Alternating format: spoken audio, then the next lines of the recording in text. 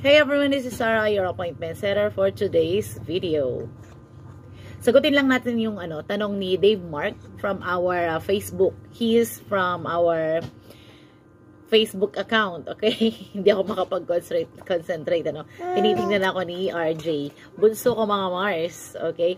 Ang tanong ni Dave Mark, hello ma'am, good evening, may I ask about sa national ID ko. Actually, mahaba po kasi yung hair ko noon. I think 2023 ata yun noon and I want to change it po sana. Possible po ba? Hi sir, Dave Mark, shoutout sa'yo, Yes, possible pong magpa-change or mag-update ng photo sa national ID po natin. Okay? Pero ito ang catch ha. Hindi po simple ang magpa-change o magpa-update ng mga details sa national ID, like for example sa mga name, mga photos, ganyan. Meron po silang sinusunod na patakaran. Sir Mark Dave, ito po yung requirements for a photo change. Kailangan significant change in appearance.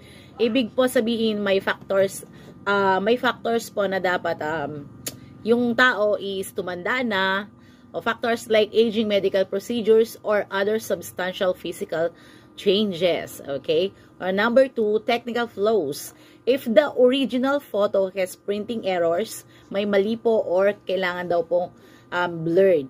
Pero, ang magandang gawin mo po, sir, pumunta ka sa pinakamalapit na PhilSys office. Yan na naman tayo, Or pumunta ka dun sa PhilSys Center, like sa mga malls, ganyan. May mga kwan sila like dito sa amin sa Region 2, sa Robinsons, Santiago. Dun po, nag-aano sila dun. Nagka-cater sila ng mga ganito. Pero hindi ko lang po alam kung nag-change po sila ng mga details doon. But, for some reason, pumunta po kayo doon para magtanong at maliwanagan po ang mga katanungan ninyo at mabigyan kayo ng wastong sagot. Okay? So, sana makatulong ang video na to and hope to see you on my next video.